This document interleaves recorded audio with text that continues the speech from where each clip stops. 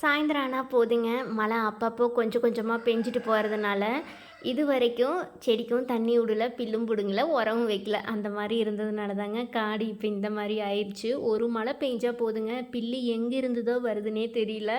அந்த அளவுக்கு வந்துருச்சு. நீங்களே பாருங்க. காய் செடி எது, பில் எதுன்னே தெரியாம வனம் மாரி ஆயிருச்சு. எவ்வளோ நேரம் ஆனாலும் இது க்ளீன் பண்ணாமல் போகக்கூடாது அப்படின்னு தான் களத்தில் இறங்கியாச்சுங்க. ஏன்னா இன்றைக்கி சண்டே வேறு, ஸ்கூலும் லீவு, ஆஃபீஸும் லீவு. அதனால் ஹெல்ப்புக்கு நம்மளுக்கு ஆளுக்கும் பஞ்சம் இல்லை. அதனால் இன்றைக்கி எல்லாம் க்ளீன் பண்ண வந்தாச்சுங்க. தக்காளி செடியிலையெல்லாம் காய் இருக்கிறப்போவெல்லாம் 5 கிலோ 100 6 கிலோ 100 போனது போய் இப்போ கிலோ 40 50 வந்துருச்சுங்க. அதனால தான் நம்ம செடியிலையும் காய் இல்லைங்கிறதுனால தான் இவ்வளோ ரேட்டு வந்துருச்சுன்னு நினைக்கிறேன். இப்போ கடைசியில் ரசத்துக்காவது 2 காய் 3 காய் போடுற அளவுக்கு வருமா அப்படின்னு நினச்சிட்டு தான் க்ளீன் பண்ணிகிட்ருக்குது. நான் கொஞ்சம் ஒரு பாத்தி அளவுக்கு வெங்காயம் ஊனியிருந்தேங்க. இப்போ எடுக்கிற பக்குவத்துக்கு வந்துருச்சு. அதனால வீட்டுக்கு யூஸ் பண்ணுற கொத்தமல்லி இருக்குது இல்லைங்களா, அதை 2ஆக உடச்சி வெங்காய காட்டில் இறச்சி விட்டு வெங்காயம் பிடுங்கிட்டு வந்தோம்னா சூப்பராக கொத்தமல்லி வந்து நல்லா முளைச்சி வந்துடுங்க. அதனால தான் நான் வந்து க்ளீன் பண்ணிகிட்ருக்கிறேன். இது நாட்டு கொத்தமல்லியெல்லாம் இல்லைங்க. கடையில் வாங்குகிற கொத்தமல்லி எவ்வளோ போட்டாலும் குழம்பு ரசத்துலையெல்லாம் வாசனையே இருக்கிறதில்ல. இது நாட்டு கொத்தமல்லி இல்லைனாலும் கடையில் வாங்குகிற நார்மல் கொத்தமல்லி தாங்க. ஆனால் 4 தழை போட்டால் போதும் சூப்பராக வாசம் வருது. அது எப்படின்னே தெரியல.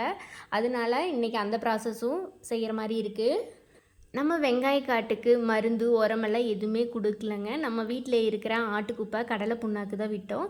அப்புறம் சுற்றியும் தென்னை மரம் இருக்கிறதுனால நிழலுக்கு பெருசாக எதுவும் வரலைங்க. நிழல் இல்லைன்னா இந்த குப்பை போட்டதுக்கு ரொம்ப சூப்பராக பெருசாக வரும்.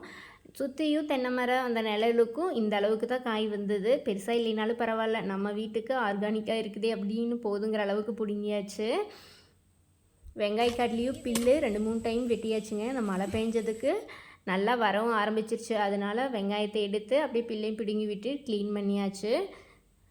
காட்டுக்குள்ளே வரும்போது 1 மணி நேரம் 2 மணி நேரத்தில் க்ளீன் பண்ணிட்டு போயிடணும் அப்படின்னு நினச்சி வந்தது தாங்க. அன்றைக்கி பார்த்தீங்கன்னா அதுலேயே அந்த பொழுது ஓடிடுச்சுன்னு சொல்லலாம்.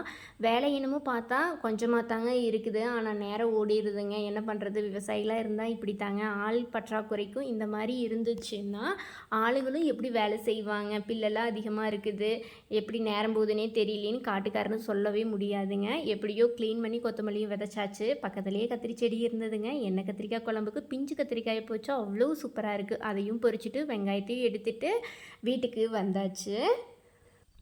இந்த மாதிரி காய் செடி வைக்கும்போது காய் பறிக்கிறப்போலாம் அப்பப்போ பில்லை க்ளீன் பண்ணிக்கிட்டே இருந்தோம்னா இந்த அளவுக்கு வந்திருக்காதுங்க. மழையும் பெஞ்சதுக்கு ஏன் சொல்கிறீங்க, ஜேன்னு ஆயிடுச்சு. இன்றைக்கி பொழுதும் போயிடுச்சு.